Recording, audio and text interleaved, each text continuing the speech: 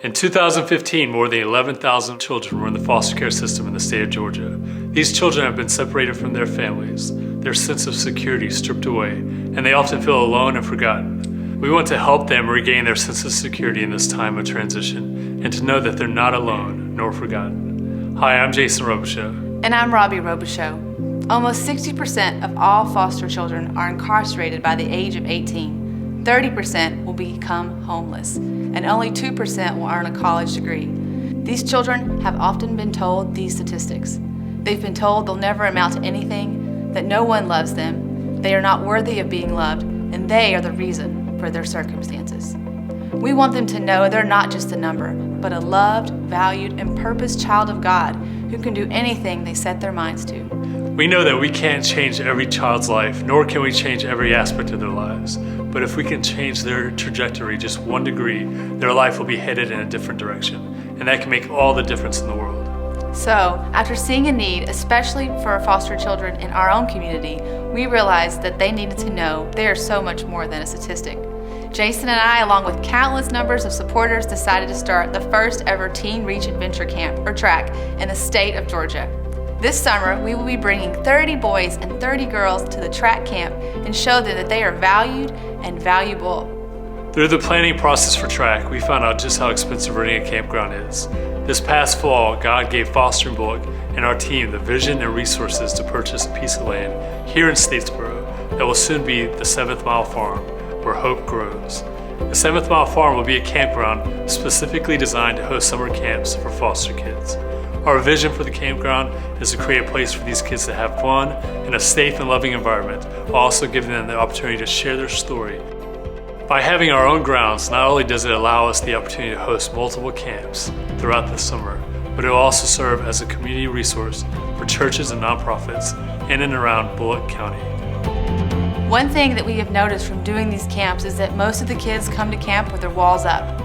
With that in mind, we've developed programs during the first day of each camp that are designed to break through these walls. For the girls, we do a princess program in which our message to the girls is that you are a daughter of the King and deserve to be treated as such.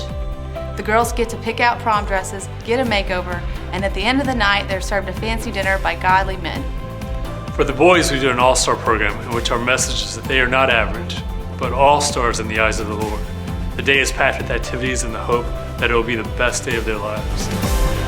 As a role model, as someone who these kids look up to, I think it's part of my job to come back and inspire, motivate, and encourage youth. It's one thing to hear us talk about how transformative TRAC can be, but here's a story of a young lady who has gone through this program and experienced it firsthand.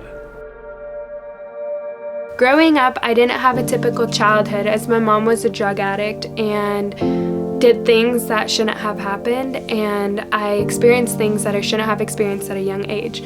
When we lived in an apartment with my mom and my siblings, I remember my mom taking the doorknob off of the door and reversing it so that she can lock us in the bedroom so that she could do drugs with her friends.